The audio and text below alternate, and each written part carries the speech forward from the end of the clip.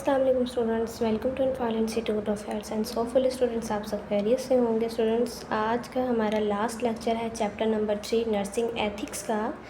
Chapter number 3 हमने start किया हुआ था, जिसका वो हमने 3 लेक्चर्स आपको कल प्रोवाइड किए।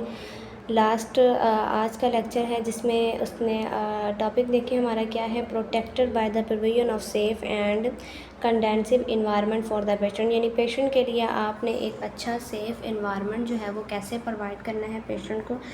आप हमेशा एक बात का आपने ख्याल रखना है इस चीज़ का कि पेशेंट को आप केयर किसी क्लिनिक सेटअप पे दे रहे हैं या घर में दे रहे हैं या फिर हॉस्पिटल में, तो वहाँ का इन्वायरमेंट बहुत अच्छा होना चाहिए। अब इन्वायरमेंट में बहुत सारी चीज़ें आती हैं। इन्वायरमेंट में सिर्फ ये नहीं कि वहाँ साफ़ सुथराई का ख्याल रखना है, साफ़ सफाई होनी चाहिए, वेंटिलेटेड होना चाहिए, ठीक है, दैट इज़ बेसिक चीज़ें हैं।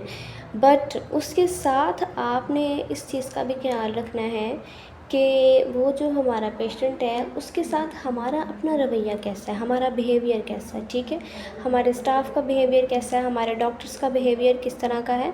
तो ये चीज़ भी इन्वायरमेंट पे डिपेंड करती है। अब नेक्स्ट देखें उसकी क्या वो डिटेल वो हमें बता रहे हैं कि a nurse should practise the code of ethics and provide a good and safe environment to the patient, ठीक है।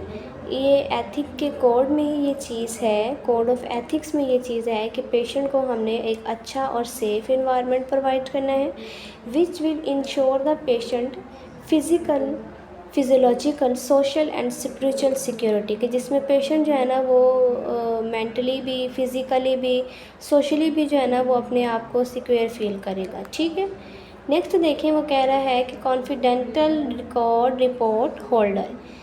अब एक चीज़ का हमेशा हमने इन चैप्टर्स के अंदर यही चीज़ पढ़ी है कि जब भी कोई पेशेंट हमारे पास आता है तो हमने क्या उसका रिकॉर्ड अपने पास रखना है। रिकॉर्ड रिपोर्ट में स्टूडेंट्स एक यही चीज़ आती है कि हमने उसकी सारी डिटेल लेके कहाँ से आया वो, उसकी आईडी वगैरह, उसकी डिसीज़ की सारी डिटेल, उसकी लैब्स वगैरह के सारे डॉक्यूमेंट्स जो है ना वो हमने अपने पास रखने होते हैं। अब उसमें वो ये क्या कह रहे हैं कि all documents relating to the patient must be keeped safe and confidential.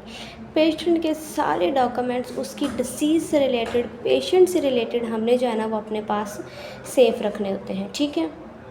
फिर वो कह रहा है कि a nurse should never discuss this detail with other staff, friends और थर्ड पर्सन। अब एक नर्स को चाहिए कि वो पेशेंट की जो भी इंफॉर्मेशन उसके पास होते हैं ना तो वो अपने स्टाफ के साथ डिस्कस करे, ना अपने फ्रेंड्स के साथ, और ना ही किसी थर्ड पर्सन के साथ जो है ना वो उसकी इंफॉर्मेशन को डिस्कस करे।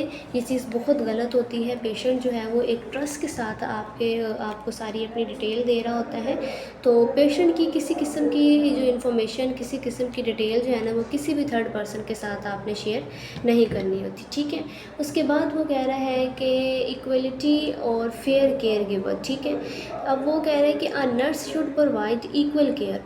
यानी मैंने आपको पहले भी ये चीज़ बताई थी कि हॉस्पिटल में चाहे किसी भी मज़हब से ताल्लुक़ रखने वाला बंदा हो, किसी भी तरह की उसकी रसूमात हो, चाहे वो नॉन मुस्लिम है, चाहे वो हिंदू है, चाहे वो बंगाली है, जैसा भी है वो हमारे पास एक पेशेंट बन के आया है तो हमने उसको इक्वली केयर प्रोवाइड करनी है।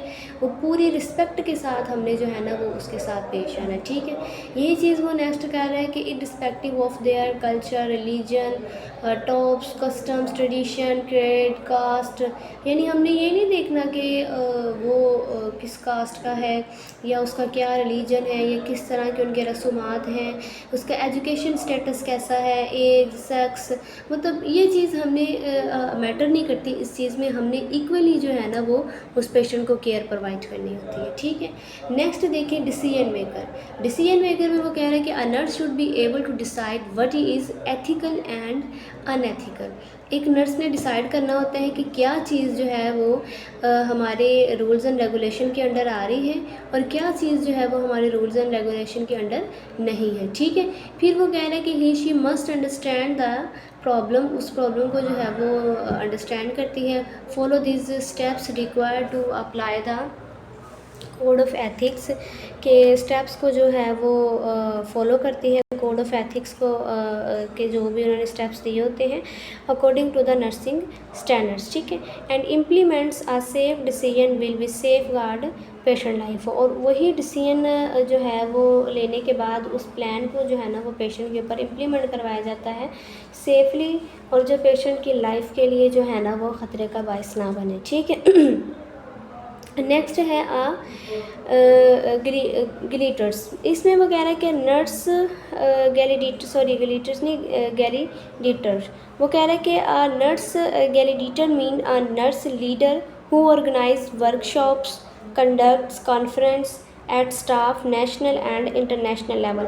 यानी आपको पता है कि नर्सिस का जो भी स्टाफ होता है उसमें एक बंदा ऐसा होता है जो हेड लेवल का होता है, ठीक है, जो सारे स्टाफ को डील कर रहा होता है, उनकी ड्यूटीज़ वगैरह लगा रहा होता है, उनके ज़िम्मे काम वगैरह लगा रहा होता है।